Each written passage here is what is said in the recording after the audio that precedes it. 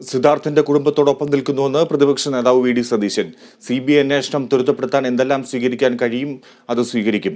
ആവശ്യമായ നിയമസഹായം നൽകും. അന്വേഷണം ആരംഭിക്കാൻ വൈകിയാൽ വീണ്ടും സമരം ആരംഭിക്കാൻ മടിക്കില്ലെന്നും സതീശൻ പറഞ്ഞു.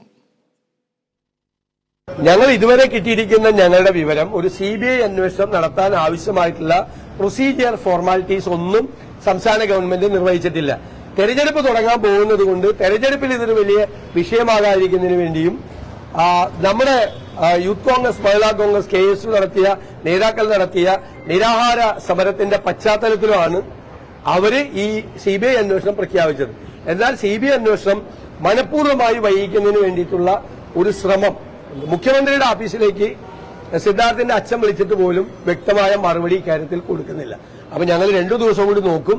മനഃപൂർവ്വമായി വൈകിക്കാനുള്ള ശ്രമം ഇനിയും തുടർന്നാൽ അതിനാവശ്യമായ നടപടികൾ ഞങ്ങൾ സ്വീകരിക്കുക തന്നെ ചെയ്യും.